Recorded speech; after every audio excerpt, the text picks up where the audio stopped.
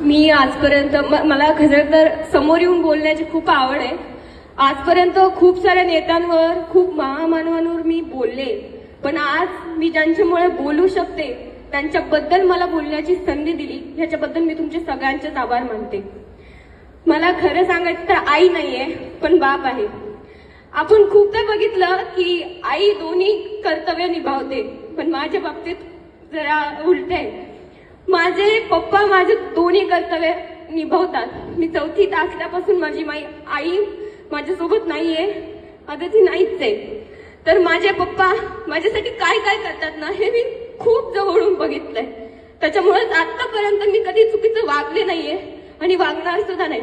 आणि मला खरंच वाटतं की आज हा जो कार्यक्रम झालाय ना, इथे जितके पण विद्यार्थी उपस्थित आहेत इतक्या विद्यार्थ्यांपैकी आज थोड्याफार कालावधीसाठी का होईना कोणीच वाईट मार्गावर जाणार नाही.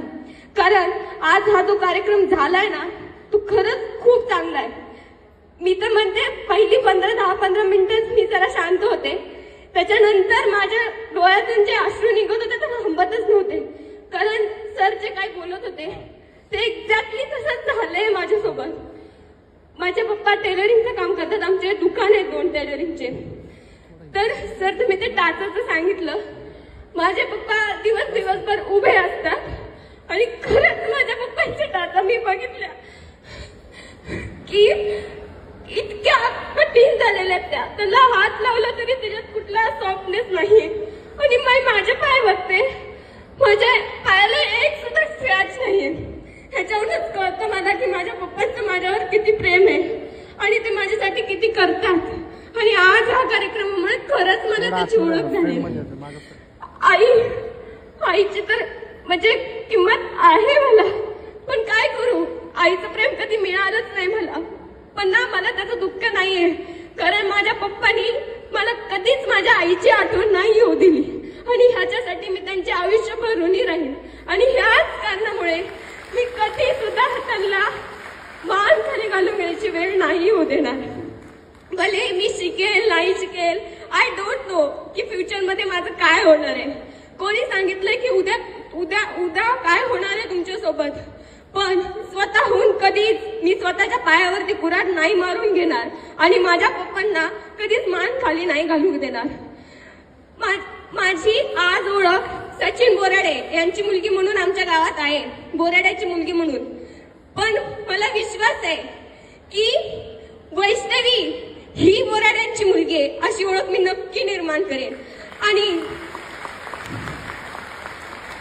मला शिक्षणाची आवड आहे, मला बोलण्याची आवड आहे आणि याचाच माझ्या पप्पांना खूप अभिमान आहे. माझे पप्पा मला म्हणतात की म्हणजे मी मराठी मीडियमची स्टुडंट आहे, सो मला इथं आल्यानंतर काही कळत नव्हतं. तुम्ही पप्पा म्हणजे खूप रडले की पप्पा काय आहे मला कळत नाही, मला खूप विचित्र फिलिंग येते, सगळे माझ्यापेक्षा खूप चांगले. तर माझे पप्पा मला म्हणले की जगात कोणी कसंही असू दे पण तू माझी टॉपर आहेस. तेव्हा मला इतका विश्वास भेटला की मला असं वाटलं yes I can do it. आणि पप्पा मला म्हणले की you can do it. So हा मंत्र आहे ना हा तुमच्या सगळ्यांकडे आहे. आणि खरंच खूप भाग्यवान असतात ज्यांना दोघांची साथ मिळते, आई वडील या दोघांचं प्रेम मिळतं. ज्यांना मिळतंय त्यांनी कदर करा. आणि सर जसं म्हणलं तसंच ज्यांना नाहीये त्यांना त्याची किंमत विचारा. मला विचारा ना माझ्या आईची किंमत. मी आणि माझे पप्पा आम्ही दोघंच पुण्यामध्ये राहतो.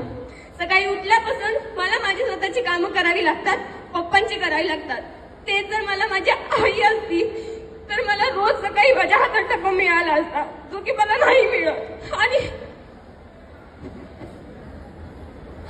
जो की मला नाही मिळत आणि त्याची मी अपेक्षा पण करत नाही. कारण मी जे अन्न शिजवते त्या अन्नासाठी माझे पप्पा खूप कष्ट करतात, खूप मेहनत करतात. आणि माझे पप्पाच नाही, आमच्या दुकानात मिनिमम 15 लोक काम करतात. ती सुद्धा कोणाचे ना कोणाचे वडील आहेत आणि ते सुद्धा तितकेच कष्ट करतात जितके माझे पप्पा करतात. त्यामुळे सांगते की स्वतःच्या हाताने स्वतःच्या आई वडिलांची मान खाली जाईन असं वागू नका.